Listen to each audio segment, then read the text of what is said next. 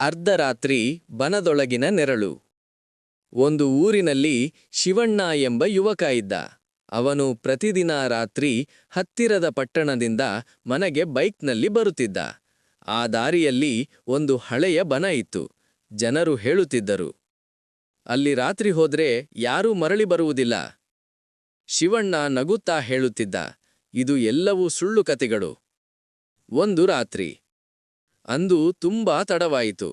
ಸಮಯ 12:30 AM. Bike ವೇಗವಾಗಿ ಹೋಗುತ್ತಿತ್ತು. ಅಷ್ಟರಲ್ಲಿ ರಸ್ತೆ ಬದಿಯಲ್ಲಿ ಒಂದು ಹೆಂಗಸು ನಿಂತಿದ್ದಳು.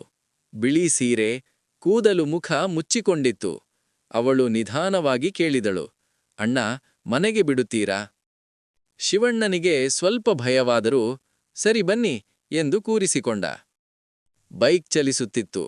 ಆಕೆ ಏನೂ ಮಾತಾಡುತ್ತಿರಲಿಲ್ಲ. ಆದರೆ ಶಿವಣ್ಣನಿಗೆ ಅಚಾನಕ್ ಚಳಿ ಬಂತು. ಅವನು ಹಿಂದಕ್ಕೆ ನೋಡಿದ. ಆಕೆಯ ಕಾಲುಗಳು ನೆಲಕ್ಕೆ ತಾಕುತ್ತಿರಲಿಲ್ಲ. ಅವು ಗಾಳಿಯಲ್ಲಿ ತೇಲುತ್ತಿದ್ದವು. ಶಿವಣ್ಣ ಗಾಬರಿಯಾಗಿ ಬೈಕ್ ನಿಲ್ಲಿಸಿದ. ನೀನು ಯಾರು ಎಂದು ಕೂಗಿದ. ಆಕೆ ನಿಧಾನವಾಗಿ ತಲೆ ಎತ್ತಿದಳು. ಮುಖವೇ ಇರಲಿಲ್ಲ, ಕೇವಲ ಕತ್ತಲೆ. ಅವಳು ಗಂಭೀರವಾಗಿ ಹೇಳಿದಳು, ನನ್ನ ಮನೆ ಈ ಬನದೊಳಗೆ. ನಂತರ ಬೈಕ್ ತಾನೇ ಸ್ಟಾರ್ಟ್ ಆಗಿ ಓಡತೊಡಗಿತು. ಶಿವಣ್ಣ ಎಷ್ಟು ಪ್ರಯತ್ನಿಸಿದರೂ ನಿಲ್ಲಲಿಲ್ಲ. ಅವನು ಕಣ್ಣು ಮುಚ್ಚಿದ.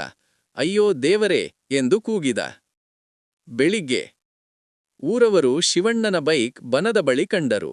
ಆದರೆ ಶಿವಣ್ಣ ಎಂದಿಗೂ ಕಾಣಲಿಲ್ಲ. ಆ ದಿನದಿಂದ ಆ ದಾರಿಯಲ್ಲಿ ಯಾರೂ ರಾತ್ರಿ ಹೋಗುವುದಿಲ್ಲ.